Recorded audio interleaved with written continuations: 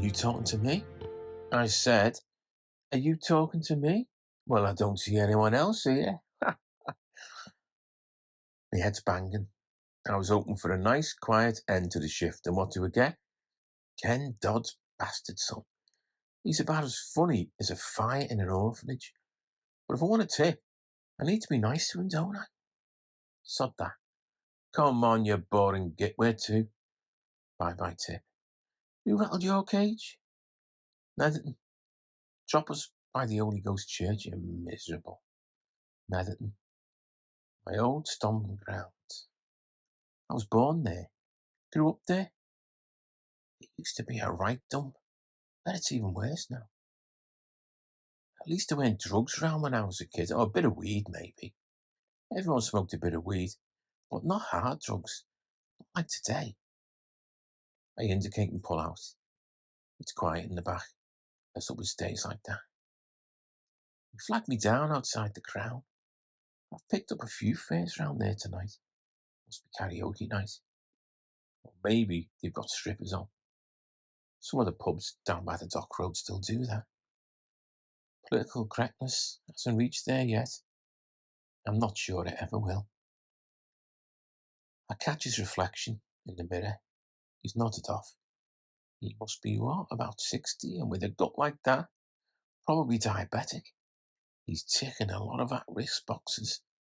He needs to be careful. A coffin fit jerks him awake. I hope that's just a ciggies. I can't afford to have any more time off sick. Yeah, it'll be the ciggies. He put one out when I picked him up. I've left my windows wide open anyway. There's plenty of fresh air blowing through the cab. I'll be fine. I haven't always done this. I used to work for Billy, helping out in the shop and on his pitch at Greasy Market. 250 quid a week, cash in hand. I was doing okay. When the cost of living crisis kicked in, the business rates went up, Billy closed his shop and cut his losses and moved to Spain. "Come and visit any time you like, Tommy," he said. "I might do one day if I can save up the money for the flight and the spends. Look out, Magaluf. Here I come." Billy's shop's boarded up now, and it's not the only one. The city's becoming a ghost town. Will it ever get back to how it was? I hope so, but I'm not sure. Yeah, so I was left without a job and had to find something. I found this. It was all there was. Unless you can count working for Domino's on a 0 hours contract, and sod that. It cost me £100 a shift to hire the cab. Then there's the petrol. That's another 30 quid. So I have to make 130 quid a shift before I get a single penny for myself. Mondays and Tuesdays are tough. It's quiet, really quiet. But as the week progresses, it gets busier. And I'm my own boss. I like that. Soft lad in the back is dead to the world now. He snores gently as I trundle down Littleton Road at a steady 30 miles an hour. That saves petrol, doesn't it? We passed the site of the old library. Me and our Joe used to come here every Saturday morning. We didn't have a single book in our house, not one. Mum and Dad weren't interested in stuff like that. But the library gave us access to a whole new world. A place where kids played in the countryside, went on adventures and solved mysteries. A place where the sun always seemed to be shining. Our Joe, he liked Biggles, but I was never into all that war stuff. Give me the Secret Seven or the Famous Five any day. It's gone now, the library. Victim of austerity, bulldozed away. There were protests, and I signed a petition to help save it. I mean, libraries are important, aren't they? Especially in places like this. But surprise, surprise, no one was listening. 2 rows of neat houses stand in its place now. And just to rub salt in the wound, they went and named it Dickens Close to remind us of what we'd lost. I take a left at the Netherton Hotel. God, the laughs we had in there when we were lads. Friday night was disco night. And the bowling green round the back saw some action at closing time, I can tell you. They've turned it into a beer garden now, my favourite type of garden. I go straight on past Bootle Golf Course. It's great that somewhere like Bootle has got a golf course, but how many people around here can afford to use it? You only have to look at the car park to know that most of the clientele aren't from round here. Take the last exit off the mini roundabout and I'm outside the Holy Ghost Church.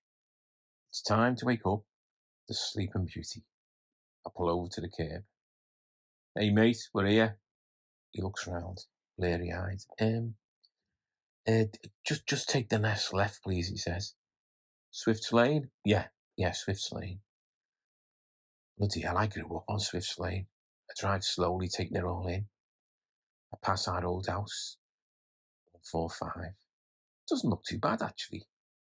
Fancy blinds in the windows, hanging baskets by the door. All the houses in the street have new PVC windows, and lots of them have neat little gardens. I'm surprised. What number, mate? I ask. Over there on the left, 177. 177. Roberts used to live there.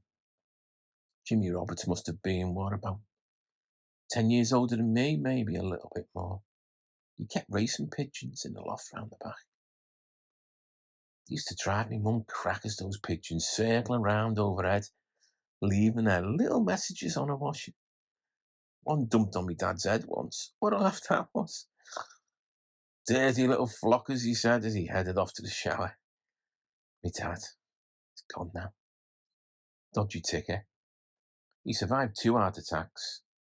Couldn't survive the third. The first one happened out here on the street. We were playing football.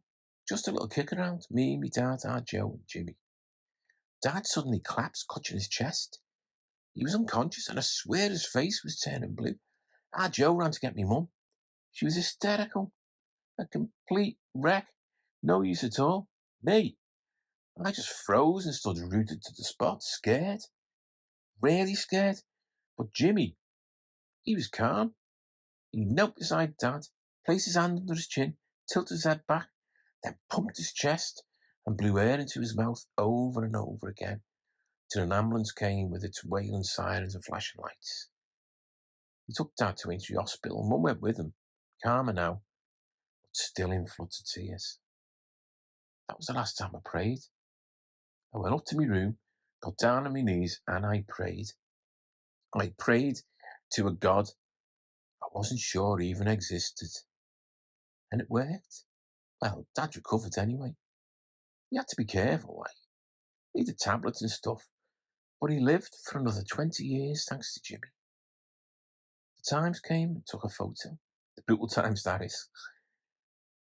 He was famous for a weekend with Jimmy and never had to pay for a pint in the Liverpool Arms ever again. Not when my dad was there anyway, which was most evenings. I park up. 177 is more run down than the other houses in the street. Scruffy neck curtains, dirty windows. The meter reads £8.40. Not a bad fare to end the night on. He fumbles in his pocket, passes me a tenner. Here, keep the change, he says. I got a tip after all, and a decent one at that. I feel guilty. As I take the money from him, a single grain of birdseed falls to the floor. I look at him. I look at him properly for the first time. He's not aged well. He used to have a massive curls, they're long gone. His face is lined and haggard, and he must be 5 or 6 stone heavier than I remember him. But it's him. It's definitely Jimmy Roberts. As he clambers out of the cab and walks towards his tatty little house, I shout after him, Jimmy! He turns round and looks me in the eye, puzzled. I stare back at him. Thanks, I say. Thanks for everything. I pull away and watch him shrink to a dot in my rearview mirror. And he's gone.